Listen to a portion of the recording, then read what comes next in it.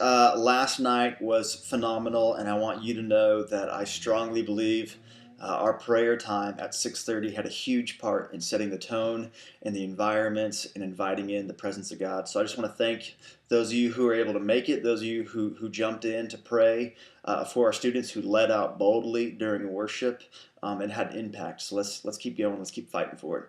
I've had a couple of you guys respond to our Austin trip on CCB. If the rest of you guys could get on there and let me know if that'll work to go to Austin on April 21st for a night of desperation. If we can get a majority of our people there, we're going to try to turn it into our leaders meeting. If not, we are looking at the 28th after church. It has still not been approved for me to do the early morning thing yet, so we're just going to continue to walk down the road. It's going to be a lot easier when we're in our new building. So respond on CCB about the Austin trip. If you guys can go, it's going to be an awesome opportunity to find out what kind of this heart of worship and prayer is if you've never been exposed to it. Also, May 8th and 15th, we cannot be in the community center. They have two huge events going on, so we have 2 weeks back-to-back where we're looking to fill. On the 15th, we're possibly looking at some service projects at the new building. And so what we're thinking about doing on May 8th is challenging you guys as small groups, 7, 8, 9, and 10, 11, 12 guys and girls, to think of a small group connect event. I know we mentioned it at our last meeting that we have some funds set aside. I know a few of you guys are going to make pottery and do a couple things. Some of you want to go barbecue, which I think is awesome. What I'm going to challenge you as leaders to do, and what I really need as you as leaders to do, is figure out what event connect activity you want to do with your group of students on May 8th. So if you guys can think about it, maybe talk about it next week, let me know how I can help facilitate it. I'll have to be able to communicate to the parents if you're going to a park to play kickball and you need to get dropped off, if you guys are going to hang out at Chili's or barbecue at someone's house or go swimming, whatever. But I need you guys to lead with this. We've done 2 events, the scavenger hunt and the volleyball game, and I just want to kind of challenge you guys to step up and see what you would do when you have creativity, see what you would do when you have time.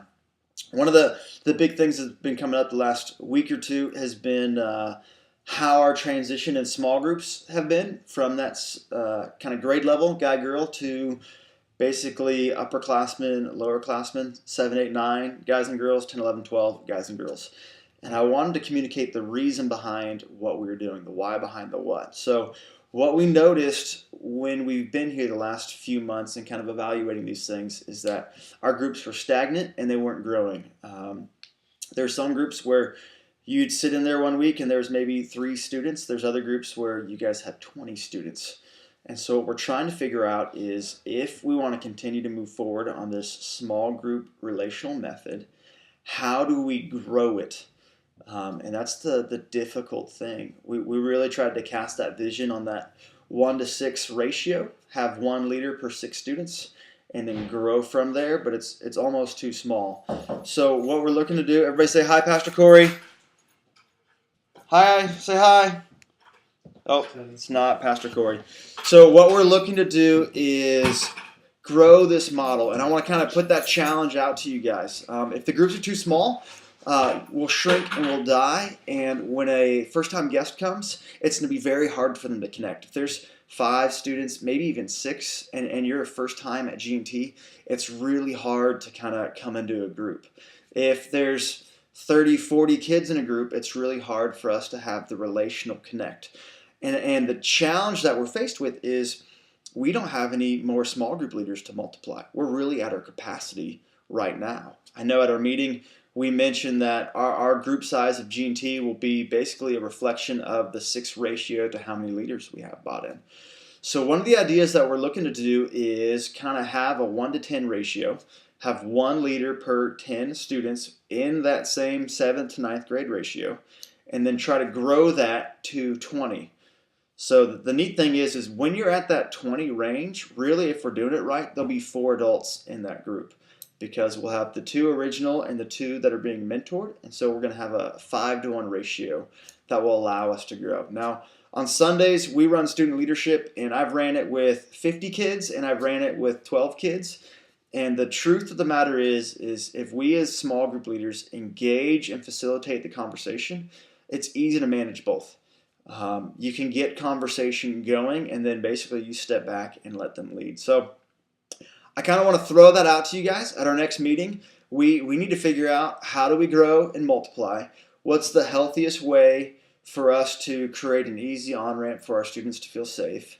And how do we overcome these challenges of onboarding new small group leaders and empowering them to be successful? So I know some of us, we're loving the upperclassmen, are loving having the groups together because they feel bigger.